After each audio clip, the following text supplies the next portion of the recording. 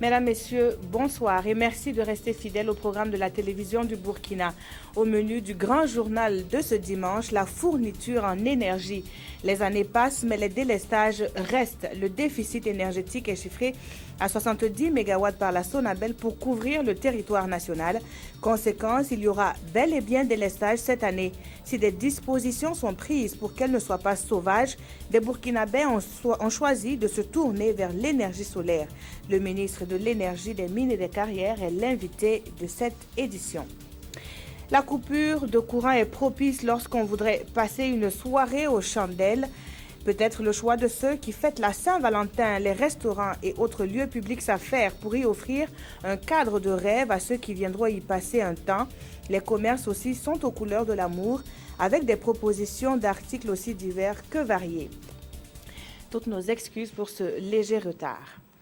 Aujourd'hui, 14 février, c'est la fête d'un saint nommé Valentin. C'est aussi la fête des amoureux. C'est une journée qui se vit particulièrement, du moins pour bon nombre de personnes.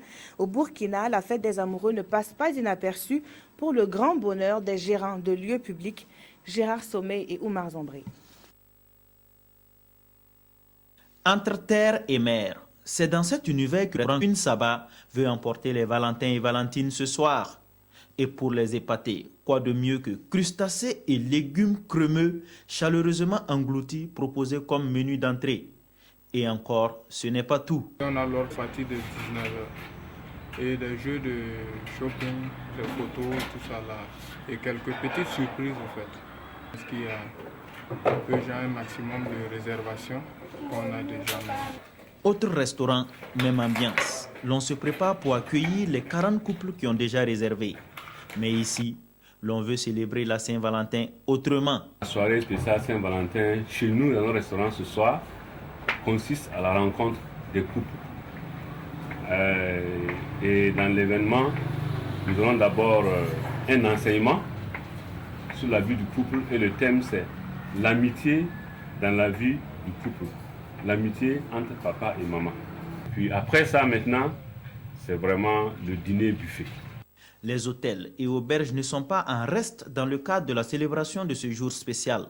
Nous avons essayé de savoir si, à cette occasion, des réservations avaient été faites, mais nous sommes tombés sur un silence total, car aucun gérant ne veut se prêter au jeu de la caméra.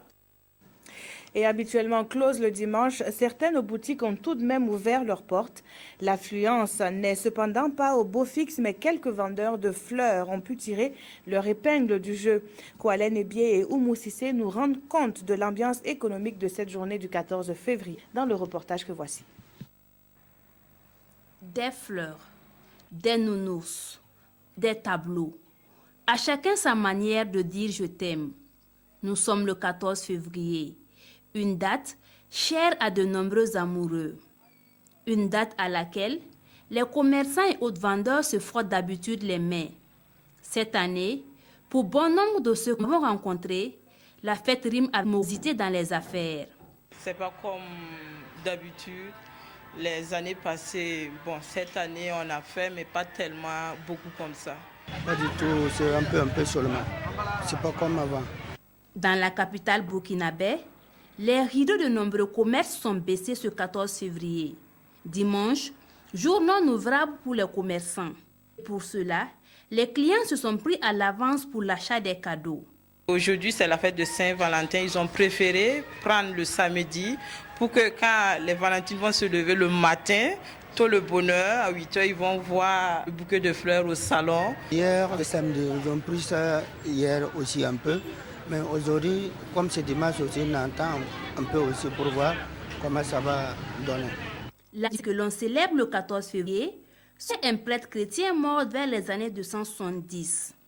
Depuis 1496, Saint-Valentin est officiellement le saint patron des amoureux sur ordre du pape Alexandre VI.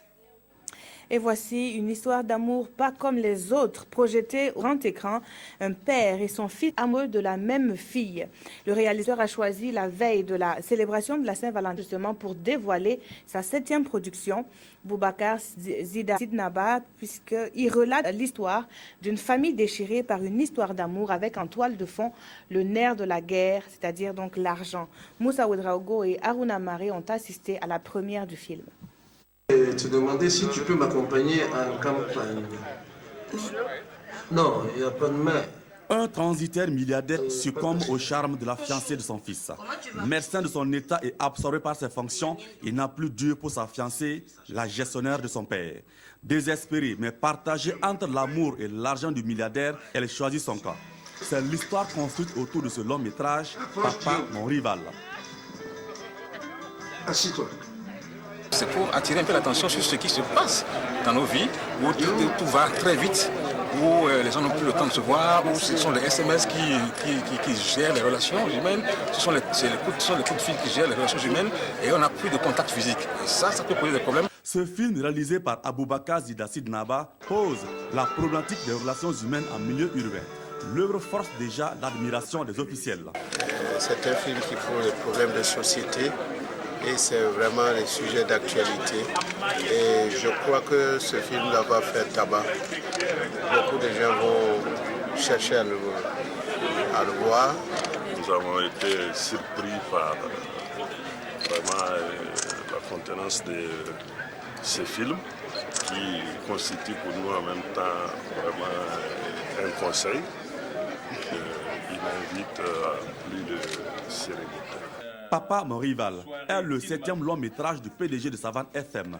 On y retrouve des visages bien connus dans le 7e art burkinabé, mais aussi des nouveaux. Papa, mon rival sera bientôt à l'affiche pour le grand public. Voilà. On en vient au dossier de ce grand journal, la fourniture en électricité. Il faudra encore 70 MW à la Sonabel pour couvrir entièrement les besoins en électricité du Burkina Faso. Les délestages auront donc bel et bien lieu en cette période de chaleur qui s'annonce. Elle devrait être moins longue, rassurent les responsables de la nationale de l'électricité, donc ces coupures. Roger K, mais Alissa Sanfo. Elle n'est jamais là quand on a le plus besoin d'elle. C'est en période de canicule que la Sonabel est aux abonnés absents. Quand la chaleur atteint son pic et qu'elle ne peut pas répondre présente, cela fait monter l'adrénaline des consommateurs et la nationale de l'électricité ne peut éviter d'essuyer les critiques les plus acerbes. La chaleur est déjà là. Et la question qui taraude l'esprit des consommateurs. Cette année encore, y aura-t-il délestage? Difficile de répondre non, au vu du déficit. Nous avons une demande qui s'élève à 270 MW. Et nous avons à l'interne 150 MW de disponibles et 50 MW qui doivent venir de la Côte d'Ivoire. Donc si on fait le point, on a 70 MW de déficit. Mais le directeur général se veut plus optimiste. Il y aura moins de délestage par rapport aux années précédentes. L'année passée, par exemple, nous n'avions pas de stock de combustible. Mais cette année, ce n'est plus le cas. L'an passé, on avait eu quelques soucis avec la ligne d'interconnexion parce que la Côte d'Ivoire avait des problèmes de déficit.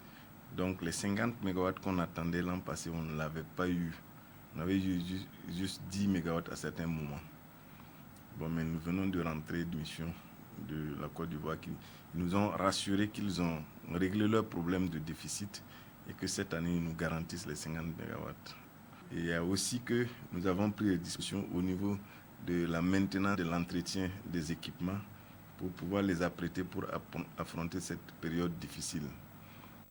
À ces efforts, les consommateurs sont invités à adjoindre les bons réflexes. Il faut éviter, en tout cas, de laisser un appareil qu'on n'utilise pas en marche. Il faudra attendre la fin de 2017 pour dire adieu au délestage. La Sonabel a en projet la construction d'une centrale solaire de 100 MW et une interconnexion avec le Ghana.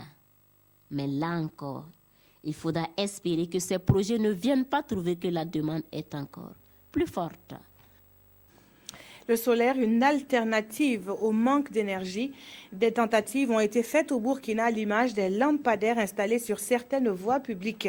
Seulement, des dysfonctionnements sont à noter sur ces installations qui ne font donc pas l'unanimité au sein des usagers de ces routes. Constat Ibrahima Sombier et Aimé Solange Guigma.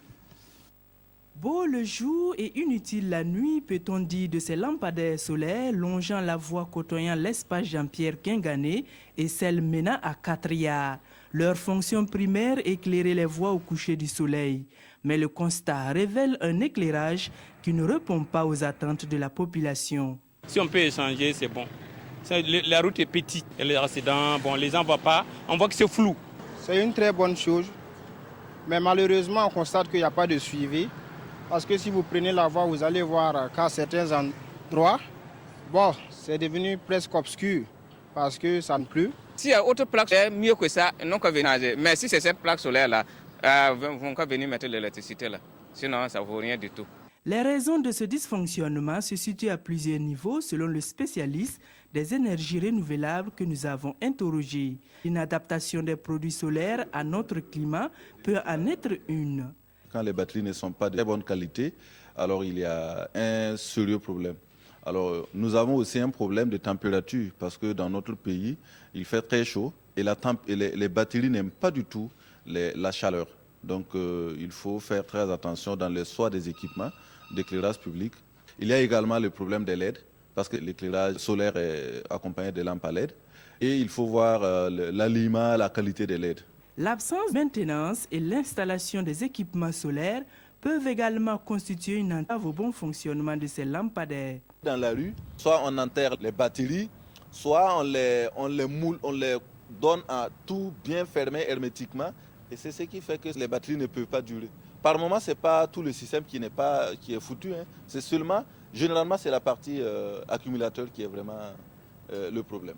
La détaxation des produits solaires a ouvert, semble-t-il, les portes du domaine aux particuliers ou sociétés n'ayant pas forcément connaissance ou maîtrise de la technologie solaire, créant une situation de concurrence où la recherche du gain prime sur la qualité du service. C'est là une des difficultés qui mine le secteur des énergies renouvelables. Pour une meilleure vulgarisation de ce domaine, l'autorité publique doit intervenir en réglementant le secteur, en formant les acteurs et en créant des conditions de complémentarité entre les acteurs du solaire et la Sonabel. L'énergie solaire à domicile, ça marche. Et ce n'est pas M. Ouedraogo qui nous dira le contraire. À quelques semaines de la période tant redoutée des délestages, nous faisons un zoom sur l'initiative de ce jeune entrepreneur. Un investissement lourd au départ, mais à l'arrivée, la joie d'avoir le courant à tout moment. Adama Guiti, Monkunda Biré, reportage. Une maison verte. Ainsi peut-on qualifier la maison de Thierry Ouedraogo. Ici, tout fonctionne à l'énergie solaire. La télé, les climatiseurs, les ventilateurs et même le réfrigérateur marchent sans relâche grâce au courant fourni par les plaques solaires installées sur le toit de la maison. Depuis l'installation du système, plus de soucis de délestage. Le domicile dispose d'une autonomie d'énergie. On a là le système qui permet à la maison d'être autonome. Donc c'est 100% solaire, on n'utilise pas la Sonabel. Donc on a 70 ampères, 5 caviar et ensuite on a les batteries que vous voyez là. On a une bouche batterie de 250 ampères heure. Indépendant. Si vous regardez, il est 12 heures moins et c'est déjà plein. Ça peut nous permettre de tenir 2 jours. 2 jours même s'il n'y a pas de soleil, si c'est bien chargé en tout cas. Pour s'approprier la technologie solaire, cet entrepreneur a investi environ 9 millions de francs CFA pour s'offrir les plaques et les générateurs. Et depuis lors, le tour est joué. Il m'est venu le fait qu'on a plein de coupures à Ouaga. En pleine nuit, la journée, souvent même on n'arrive pas à recharger les téléphones. Donc j'ai eu l'idée d'installer le solaire pour voir ce que ça allait donner. La solution solaire présente des avantages certains. Elle permet de disposer tout le long de l'année de courant électrique, mais pas seulement. Je paye déjà près de 150 000 à la Sonabel chaque mois. Mais déjà, ça fait 4 ans que j'ai plus de facture Sonabel. Donc, quand je comptabilise, ce n'est pas le fait que le coût est moins cher. C'est surtout que je n'ai plus de coupure. En plus du courant produit grâce au soleil, un autre système, lui aussi solaire, permet de fournir le ménage en eau chaude. On n'a pas besoin chaque fois d'allumer les gaz, même à 2h, 3h du matin. Si vous avez envie de vous doucher, vous avez l'eau chaude en permanence. Donc c'est l'avantage surtout. Thierry Ouedraogo confie même avoir réalisé des forages qui fonctionnent à partir du solaire pour l'irrigation de son verger. Pour lui, seule l'utilisation du solaire à domicile peut résoudre le problème de délestage et permettre à la Sonabel de répondre aux besoins énergétiques du secteur industriel. L'Union européenne solidaire du Burkina. Professeur Alpha Oumar Dissa, bonsoir. Vous êtes le ministre de l'Énergie, des Mines et des Carrières. Donc, nul doute qu'il y aura délestage encore cette année. Mais monsieur le ministre, dites-nous, quelle est l'alternative donc du gouvernement pour combler le déficit énergétique actuel? Alors, pour faire le point, bon, quand on parle d'énergie, ce n'est pas que l'électricité, mais la question posée, c'est sur l'électricité. Et alors, pour faire le point, il faut savoir donc au seuil critique de la demande, comme le DG de la Sonabel l'a relevé, on est autour donc de 270 MW. Et sur le territoire national, actuellement, on a 150 MW de disponibles. Et si la Côte d'Ivoire respecte ses engagements vis-à-vis du Burkina en termes de fourniture, qui s'élève donc à hauteur de 50 MW, on se retrouve donc en quelque sorte donc avec un déficit d'autour de 70 MW.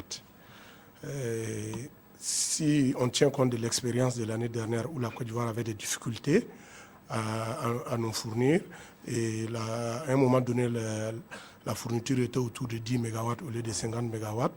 En se basant donc sur ces conditions, on peut dire que dans le cas le plus critique, on serait à 110 MW.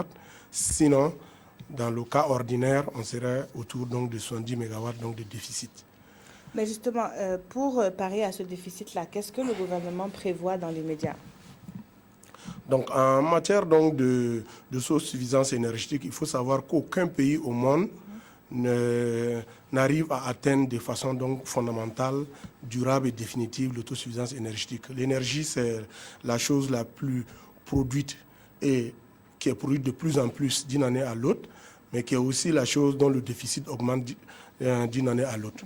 Donc ça, c'est un fait qu'il faut comprendre. Et en matière donc de recherche d'autosuffisance énergétique, il faut plutôt voir une sorte d'équilibrisme qu'il faut en diversifiant donc les sources d'énergie.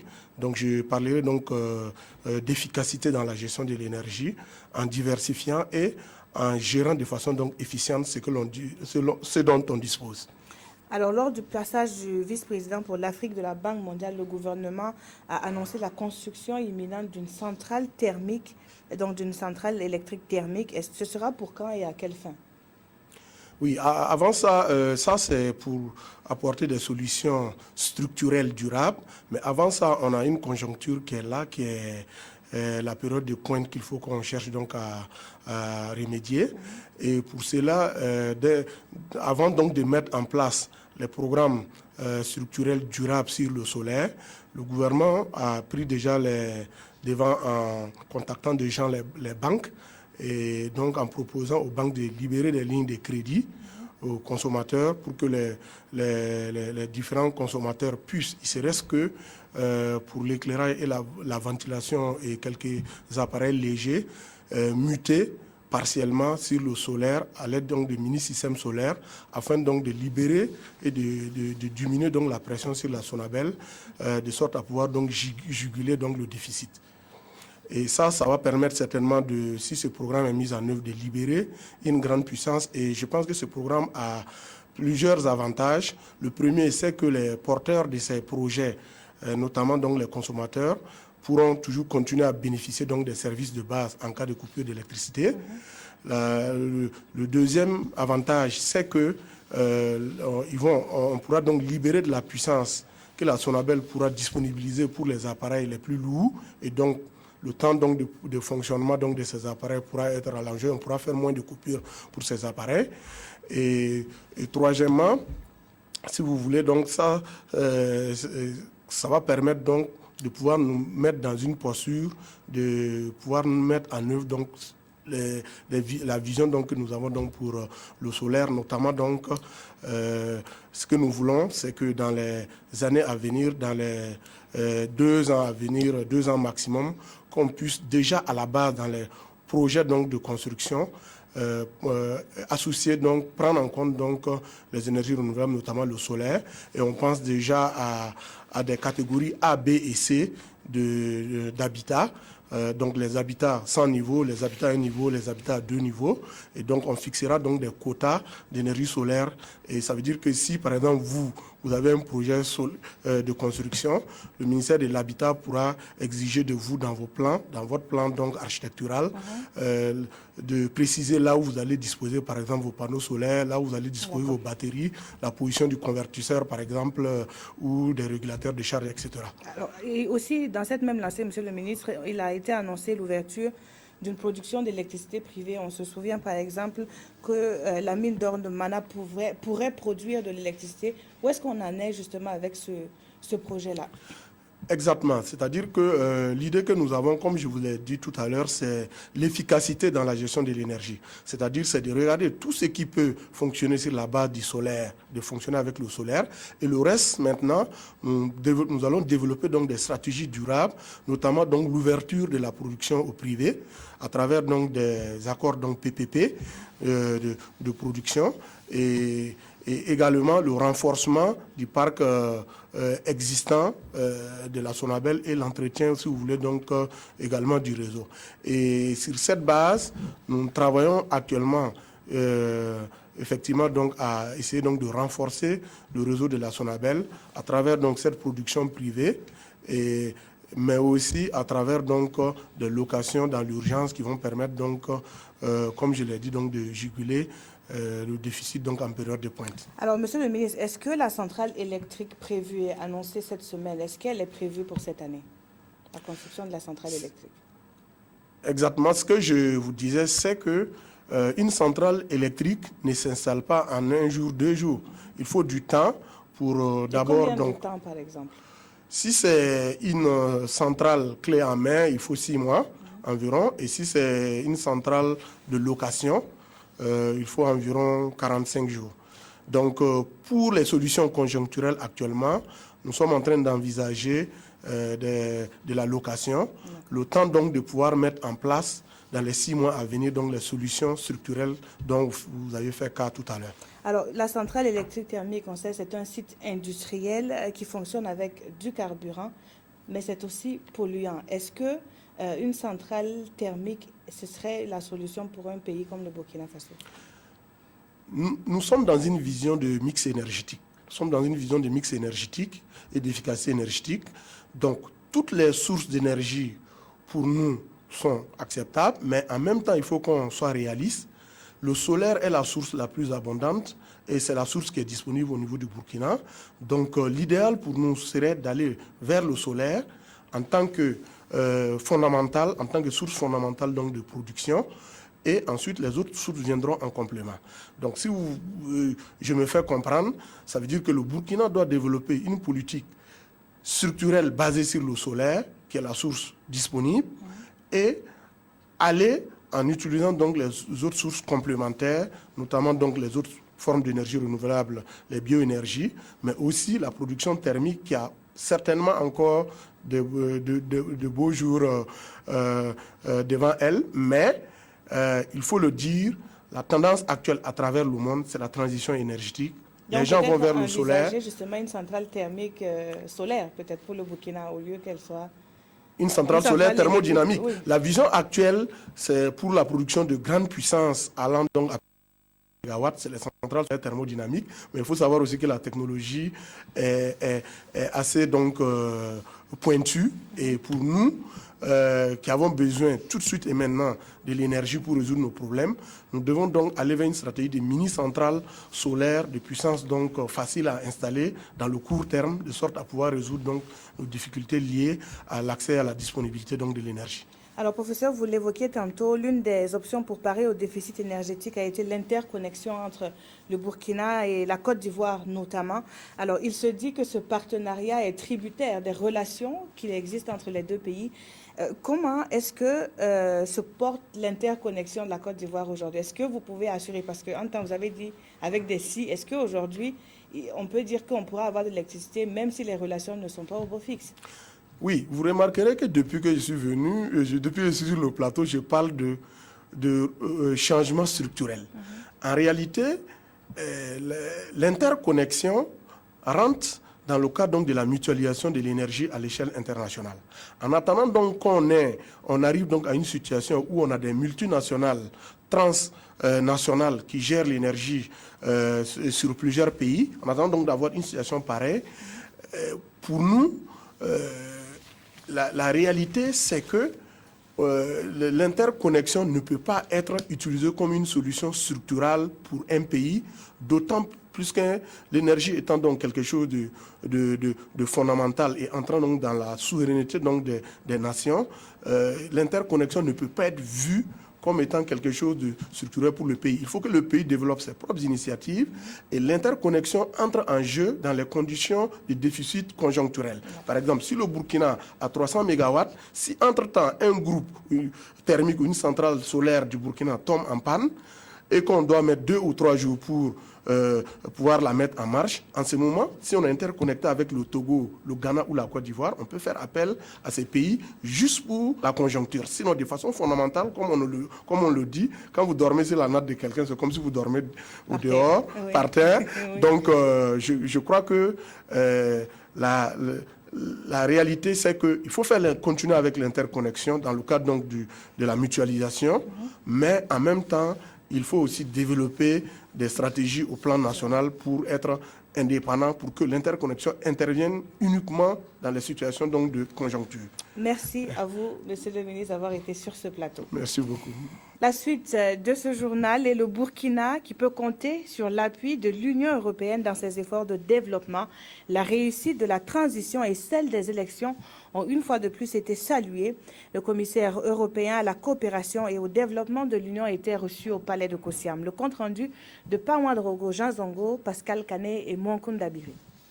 L'Union européenne solidaire du Burkina Faso dans ses efforts de développement.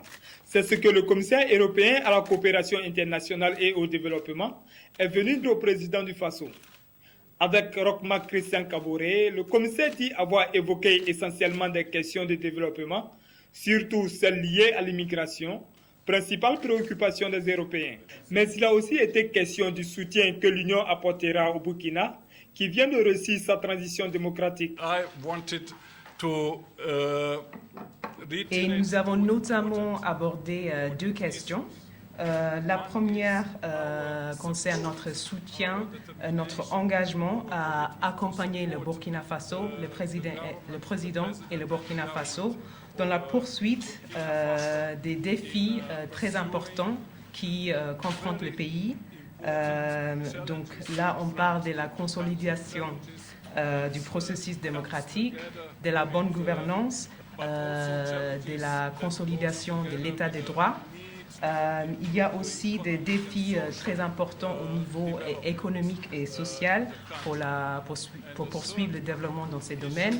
Et enfin, nous avons aussi parlé des arrangements communs qu'on peut mettre en place pour améliorer la gestion des frontières et la question des migrations pour renforcer la sécurité du pays et de la sous-région. To Burkina Faso, but also to the region as well. Le président a fait part au commissaire européen de la situation socio-économique du pays et a demandé à l'Union européenne un effort particulier, notamment pour cette première année, des efforts supplémentaires pour accompagner le Burkina. À l'occasion, le commissaire européen Neven Mimica a exprimé toute sa compassion à l'endroit du peuple burkinabé, frappé par des attentats terroristes au moment même où il tente de se reconstruire. Avant de quitter le Burkina, le commissaire ira d'ailleurs sur les lieux des attaques pour rendre hommage aux victimes.